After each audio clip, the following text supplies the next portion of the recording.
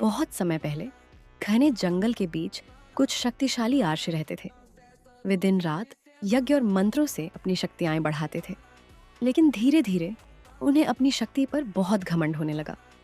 एक दिन आर्षी आपस में बोले, अर्षि, हमारे मंत्रों और यज्ञों से बड़ी कोई शक्ति नहीं।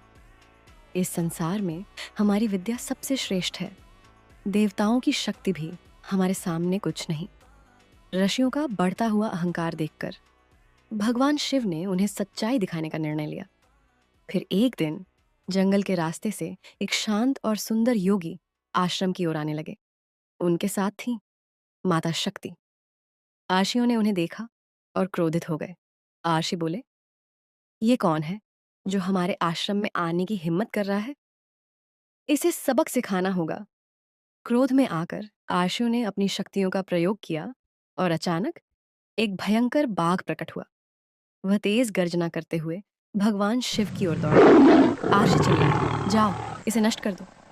बाघ हमला करता है, लेकिन भगवान शिव बिल्कुल शांत खड़े रहे और अगले ही पल उन्होंने बाघ को पराजित कर उसका खाल धारण कर लिया। अर्षि हैरान रह गए। अर्षि बोले, ये ये कैसे संभव है? लेकिन ऋषियों का क्रोध अभी शांत नहीं हुआ था। उन्होंने फिर अपनी शक्ति का प्रयोग किया। इस बार एक जहरीला सांप प्रकट हुआ। वह फुफकारते हुए भगवान शिव की ओर बढ़ा।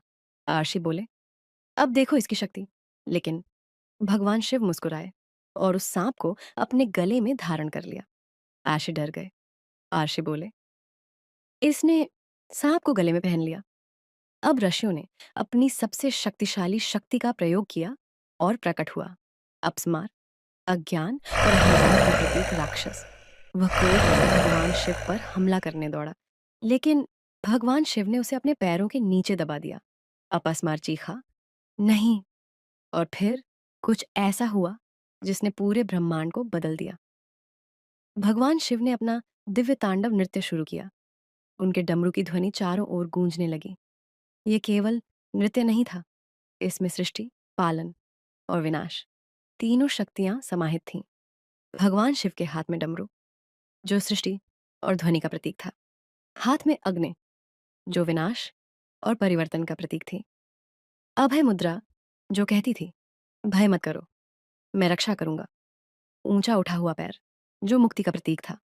और पैरों के नीचे अपस्मार, जो अज्ञान पर विजय का प्रतीक था। ब्रह्मांड दिखता है, नटराज रूप चमकता है। इसी दिव्य तांडव करने वाले स्वरूप को कहा जाता है नटराज, ब्रह्मांडीय नृत्य के स्वामी।